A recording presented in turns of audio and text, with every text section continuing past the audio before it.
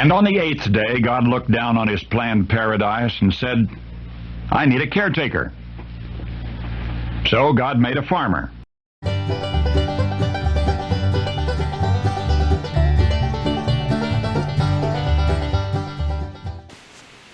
Howdy folks, Darren back with you here at Cross Timbers Farm. Welcome to 8th Day Chronicles. Glad to have you with us today on this cold last week of March. March came in really cold and windy and wet here on our farm in western North Carolina, and it looks like it's going to go out the same way. So much for that old wives' tale saying, in like a lion, out like a lamb. I don't think that's going to happen. We're in the barn today. It is such a cold, rainy, foggy, wet, windy day that we have retreated into the barn to do some chores today. We've been preparing some of our hay equipment. This has been a wild spring as far as weather. And we have only been in the spring equinox for a short time. But man, our weather this spring has been so far like a roller coaster. I mean, one day we are in the 60, 65 degrees with sun, beautiful warm day out in short sleeves. And the very next day it's a high of 35 and the wind howling, rain, rain, rain. All this moisture is really good for our green up and our hay fields, but it makes a tough time to be able to get anything done out around the farm outside anyway. But it's just been a roller coaster. One day short sleeves, the next day winter coat. There's an old saying around here in the mountains, if you don't like the weather, just wait a couple hours, it'll change. While doing some routine maintenance on our hay equipment this morning, a thought pondering in my mind, and it's a subject that seems to come up every so often, whether I'm talking to other hay farmers or some questions I've seen pop up on the internet, and it's the subject of yield versus nutritional value of your hay. Quality versus quantity. And I have ran into a few folks that have the line of thought that the more hay they can produce, the better off they are. Disclaimer right up front, I am no forage biologist. I have no PhD in nothing but the School of Hard Knocks. There's a few folks that seem to have the mindset that the more hay they can produce yield per acre, the better off they are. And that's not necessarily so. Quantity versus quality. And there is an old school line of thought sometimes you run into where the higher I can let my hay grow, the more steamier it gets, let it go to seed. Cut my hay later in the year, I'm going to get a lot more. That is true.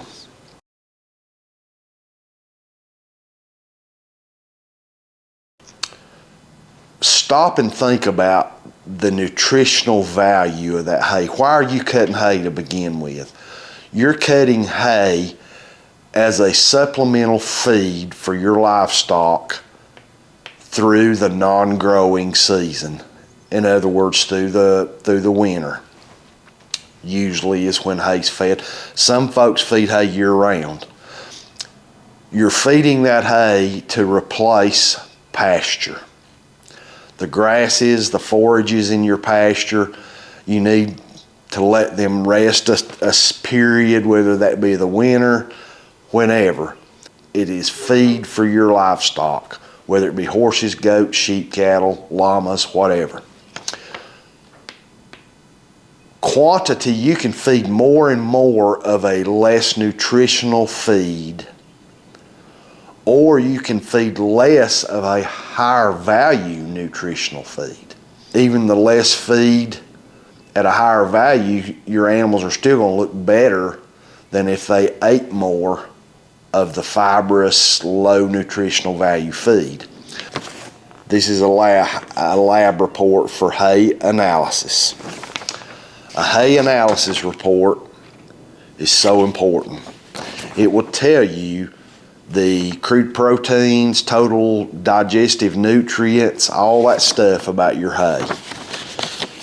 What will your animals thrive on, and what will they just stand and eat and eat and eat, and it just pass right through their system and come out the other end in waste with very little nutritional value to that animal. For it to sustain weight, to put weight on, to keep that animal at its optimal health and nutrition. There's some line of thoughts out there. Well, the more hay I can put in my barn, the better. So I'm not going to cut my hay until it reaches as tall and as thick as it'll get.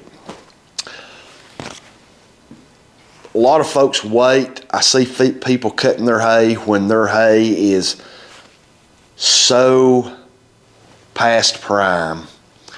It's nothing but seed head. We've all heard the old term, they're gone to seed. That's very true when it comes to hay. A lot of people's cutting their hay way past prime. I don't think they fully understand the nutritional stage of that hay. And we're talking that you've got good forage to start with. We're not assuming you're baling weeds and undesirables. We're talking you got a good stand of forage in your field. You've got good grasses, good legumes, all else being equal. When do you cut that hay? Do you wait till it's head high and steamy and the seed head and the stem is turning brown and the leafy vegetable matter of that hay is turning brown? It's way past prime. Are you going to get more yield? Yes. You're going to put more hay in your barn. Are you going to have a very nutritional hay that's highly digestible and keep your animals in tip-top shape with that hay? No. When you want to cut your hay is based on total nutritional value and yield. It's not just one. You got to find that crossroads. When your hay grasses have reached a peak in nutritional value and the yield is on the increase and those two paths cross, that's going to be your target, right where those two paths cross. Now, I am no artist. My artistic skills is very, very lacking. So, in order to give you a visual, I sat down and drew a chart. And apologies up front for my crude artwork. I'm not skilled enough in technology to be able to do this on the computer, so I sat down with a piece of paper and a pen and a ruler and made a quick chart to show. We grow a lot of orchard grass here, so I'm going to use that as an example. Orchard, fescue, and timothy.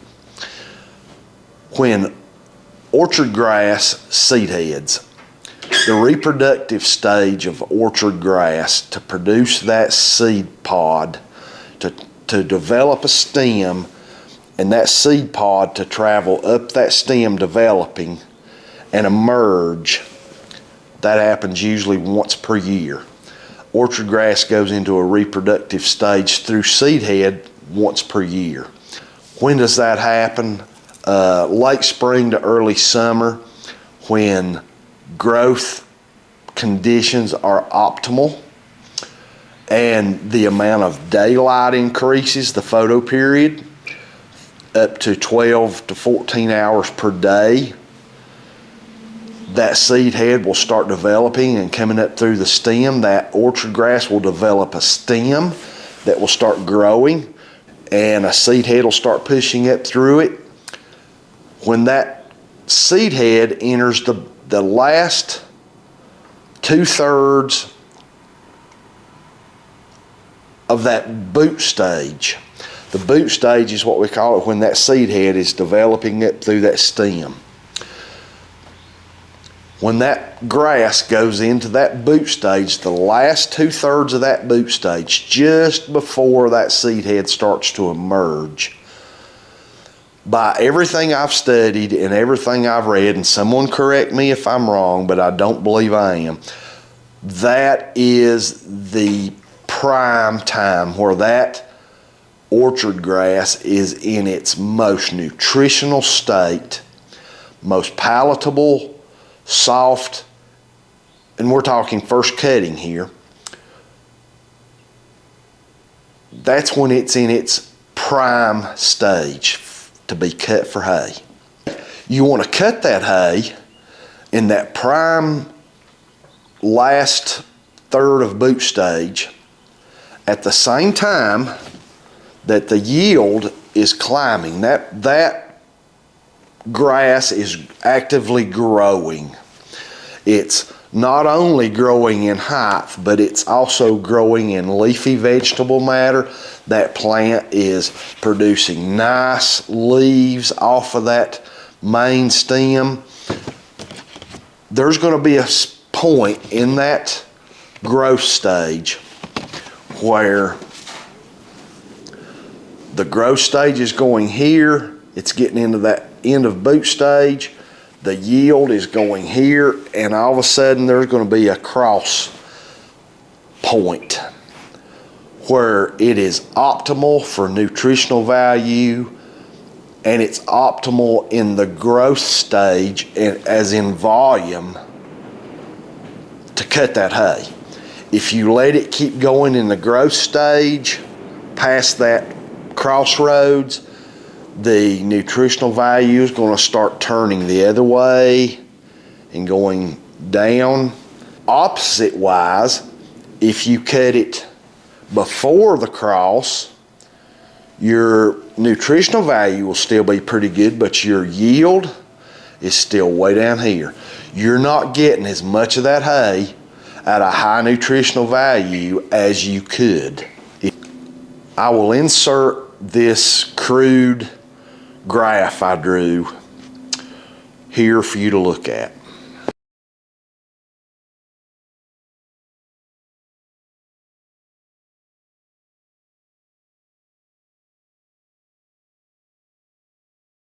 The nutritional value is represented in green. The yield is represented in red. You can see in the vegetative and active growth stage and then into the boot stage, the yield is continuing to climb. When it goes into the heading or seed emerging, it's still continuing to climb, yield. Not as significant, but it's still climbing.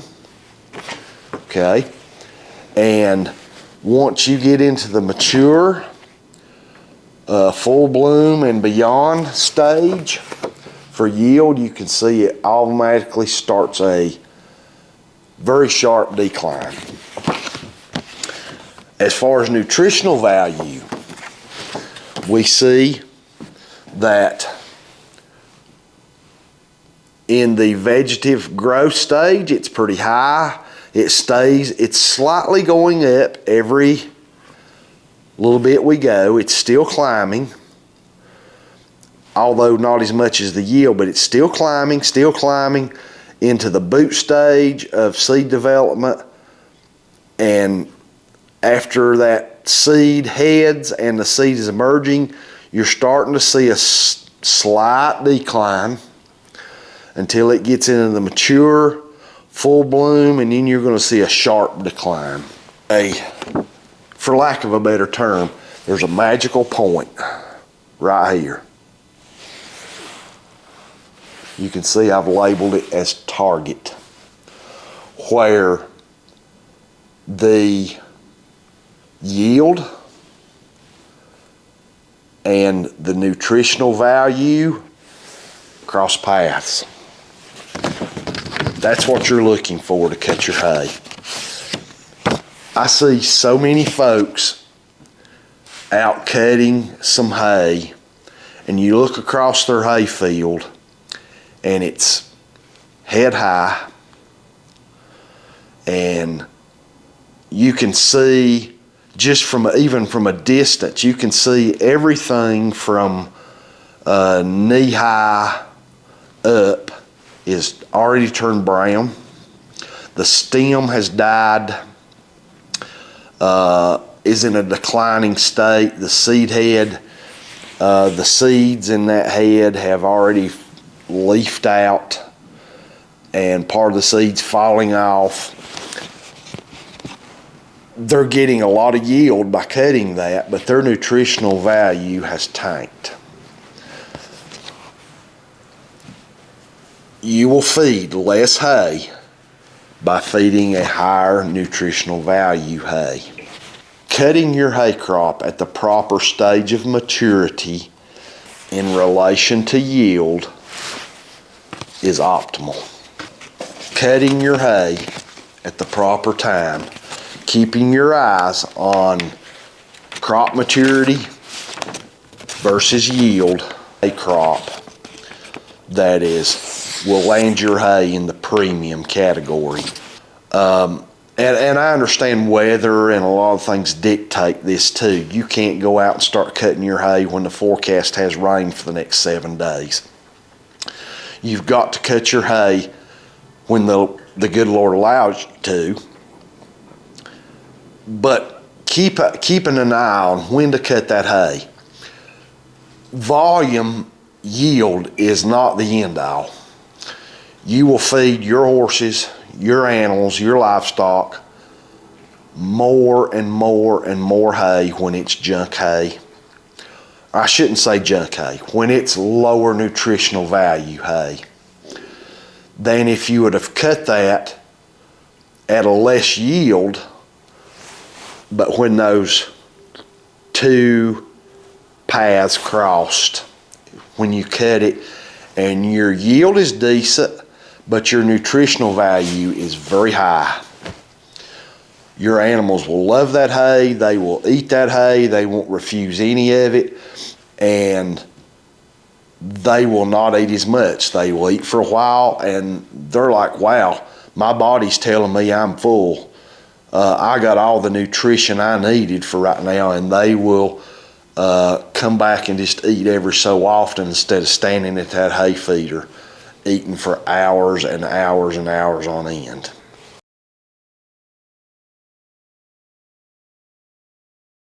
You've seen me refer to this book a lot, and I can't say enough good stuff about this book. This book was written by 3 doctors, D.M. Ball, C.S. Hovland, and G.D. Lacefield, all 3 PhDs in agriculture. And if you will humor me for just a few moments, there is a chapter in this book about hay and the proper way to cut, manage, and store your hay. I'm going to read just a small bit from this chapter. If you'll humor me just a moment, because this is an excellent couple of paragraphs from 3 men who know what they're talking about. Page 171 of Southern Forages, 5th edition. Some livestock producers do not fully understand what they should be striving for when producing hay. On many farms, the emphasis is generally on quantity of hay produced per acre. The most important consideration, however, is not the quantity of hay produced, but rather the quantity of available and digestible nutrients stored in the level of animal performance that result from feeding hay. The single most important producer-controlled factor influencing nutrition value is stage of maturity at harvest. This is where many livestock producers can most easily and dramatically improve hay feeding value. If a producer waits until past the recommended stage to cut their hay, the fiber content increases and the palatability and digestibility decline. Waiting until later will increase the number of bales or tons of hay produced, but nutritional value decreases. In addition to requiring more fuel time and labor to store the hay, the farther past optimal stage the hay is harvested, the poorer animal performance will be because of the low digestible energy and high fiber content. Poor hay passes more slowly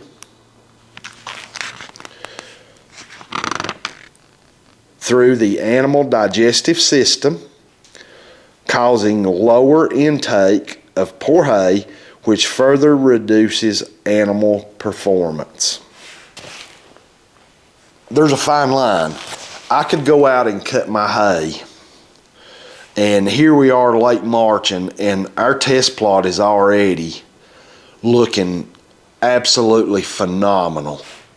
That hay is tender right now, all that orchard, timothy and fescue, clover. It's very soft right now. It's very palatable. It's very high in nutritional value right now. I could go cut that right now, but my yield would be so low that it would be ridiculous. It would be ridiculous to cut it right now. I could wait until my yield, that hay grows to a certain point into that late boot stage where my nutritional value is still climbing and my yield is climbing. All of a sudden they're going to cross before they both start coming back down. That's where I want to cut my hay.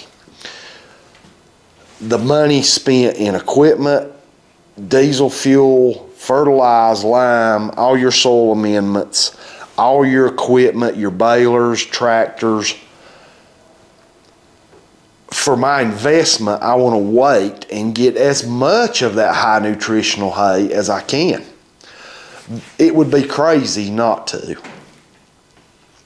However, I don't want to keep going, well, let's let that keep growing and keep growing because I'm going to just keep getting more and more of it. That's true, but your nutritional value is going to start diving off and it's going to continue to decline until you cut that hay. Consider when you're cutting your hay. I think there's a lot of hay out there that could have a lot better hay analysis report. I think the foundation is there. The grasses and the forages are there. The potential is really there. But the hay farmer, he was more concerned about quantity, being able to have more bales in his barn for his animals, having more to sell, than he did the quality of that hay. When you produce a high quality premium hay and you sell hay to some folks that actually know what good hay is supposed to be, you're going to have repeat customers. When you cut your hay, when those lines cross, I have also found your yield may be down a little bit from what it would have been if you'd let it grow, but your regrowth and your time between cuttings are going to be less. You're going to be able to cut it more. that somewhat compensates for your lower initial yield, somewhat. It's a totality of the circumstances. Most cool season grasses are in the reproductive seed stage once per year. They say they can reproduce somewhat through rime zones and stuff later in the year. However, the way we see it mainly visually is through seed heads in the first part of your hay season. And this chart is based on that. This chart, this crude chart that I made, is based on the seed head reproduction of your cool season grasses.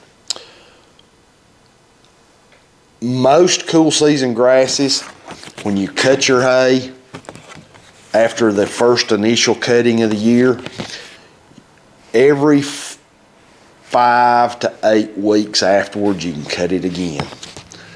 You won't see those seed heads, but then you got to start judging your optimal growth on the volume of that growth. It's not going to develop that stem with the seed head. Then you're going to start looking at all the leafy matter. When has that leafy matter of that tall fescue or timothy, when has it reached its peak and you're noticing that it's not filling out much more, it's time to cut it again. Then 5 to 8 weeks later, if your growing season lasts that long, cut it again. You're making up for that yield by multiple cuttings instead of 1 or 2 cuttings of past prime hay. And we're talking in nutritional value, but you're going to get a lot of yield. You're going to get a lot of tons per acre. It's 6 of one, half a dozen of the other. Consider when you're cutting your hay. I have fed very low nutritional value hay in the past, in years past. I have purchased hay for animals before we started cutting our own hay, and it was very obvious it was very low in nutritional value. It had been cut way past prime. It was very steamy. And one thing about way past prime hay at your first cutting, first cutting hay tends to be steamy. A lot of people say, well, that's very steamy hay. That's because the seed head develops, that stem is what develops the seed head. When you cut it at prime time, you don't have that bad of a problem with stems. When you let it go past prime, it becomes very steamy. Those stems get very fibrous, not very palatable to your animals. Don't mean to sound braggy about this, but last year I had folks tell me that our first cutting of hay was better hay than second and third cuttings they had bought in the past elsewhere. I had one lady actually tell me, I can't believe that's first cutting hay. Man, that is some fantastic, soft, palatable, easy feeling hay. This hay feels so soft and so good, it's hard to believe it's your first cutting. And I said, yes ma'am, it's first cutting. They were like, wow, nutritional value, yield, boom, right where they cross. That's when you want to cut your hay. Now, how are you going to know when that time is? You're going to have to be paying attention to your hay fields. You need to be walking your hay regularly, every day or two. You don't have to go through that whole place. Most of that hay is going to mature, not every single piece of it, but most of your hay is going to reach that maturity level versus yield level at pretty close to the same time. You're going to have some that's not into the boot stage really good yet. You're going to have 1 or 2 that's already into the seed head emerging, a little bit past, but you're looking at a totality of the circumstances. When is the majority of your hay? Right there. When you do that, you're going to have a product that speaks for itself. The numbers won't lie. So, I hope this helps someone. Several years ago, I had my hay cut for me, and I had it cut at the wrong time. What's the old saying? You know, ignorance is you just don't know any better. Stupidity is you do know better and you're doing it anyway. But to be ignorant, you can learn and correct that ignorance. Several years ago, when I had our hay cut for us by someone else, I was having it cut at the very wrong time. My nutritional value was on a very slippery downhill slope, and I was losing lots and lots of nutrient value out of my hay every day that I was waiting because I wanted the volume. I was kind of that mindset until I educated myself about high quality hay, premium hay, nutritional value of that hay. And I don't know if the very nice guy that cut my hay, I don't know if he thought, wow, you're letting your hay go past prime. If he did think that, I wished he'd have said something to me. But maybe he just didn't know no better either. I don't know. That's neither here nor there. The growing season is upon us. And evaluate your hay this year. If you've been guilty in the past, just like I have years ago, of having your hay cut or cutting your hay when it's chest high and head high and steamy and already gone to seed, and your nutritional value had just taken a swan dive toward the dirt, this could be the year to turn your hay season around. Change up the way you're looking at your hay. Start considering hay analysis on your hay. That'll confirm your decisions. Start looking at your yield and your nutritional value. Find that sweet spot. Find your target spot. When that comes, drop whatever you're doing to start cutting your hay. And of course, this is not even diving into tedding, getting everything to the proper moisture content for baling. It's a totality of the circumstances. I'm telling you, premium hay is year after year is not an accident. It's not happenstance. You find a farmer that is producing high quality hay, falling into the premium category year after year after year, and I'll show you a smart farmer, a dude that knows what he's talking about. Whether he ever talks about it or not, this is someone that has done their due diligence and their homework and setting themselves apart as far as selling hay or hay to feed to their livestock. So I encourage you, hey, if I can produce high quality premium hay, anyone can. Just like to think if you got some common sense and apply that common sense, quality will be your product at the end, and it'll speak for itself. So thanks for being with us here today on the farm. As these thoughts we had while we been maintaining some hay equipment, man, I'm telling you, it's coming, and it's coming fast. It's almost April. We're going to fertilize. We have stockpiled our fertilizer for this season, and probably in about another week to 2 weeks, we're going to be fertilizing all of our hay fields. We're going to fertilize test plot extension, main hay fields, reclaimed hay field. We're going to start spreading that stuff that ought about be made of gold for the price of it. Fertilizer prices has come down some, but they're still, if you stop and think back to fertilizing your hay fields 7-8 years ago to now, it's kind of shocking. But it is what it is. We're going to be fertilizing soon. We'll have the spreader, the little Cosmo spreader, and the Honda foreman out doing that. And we still got to service this tractor.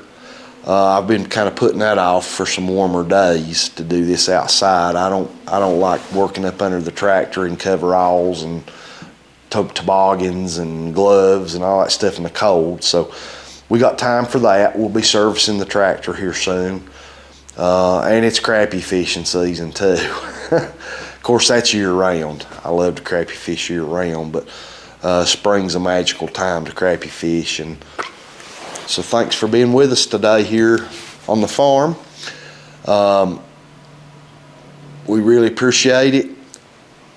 If this video got your cogs in your brain to turning, thinking about quality versus quantity, and is there, if I cut at a better time and lose some quantity but my quality goes up, am I still better off? I think so. And my subsequent cuts later in the year, I'm going to get more cuts probably. Then this video done its job. High quality hay is in high demand, especially if your hay production is a cash crop on your farm and that's your livelihood. Think about that. Mediocre hay can be found almost anywhere. Premium quality hay, not so. It's limited where you can find it. Thanks for being with us today here on the farm. Really appreciate it. If you haven't, we'd appreciate if you'd subscribe to our channel. Drop some comments. Give us a thumbs up. We really appreciate it, and I pray that God blesses you and your family, and hope you all have a fantastic day. What you doing, pretty girl? Huh?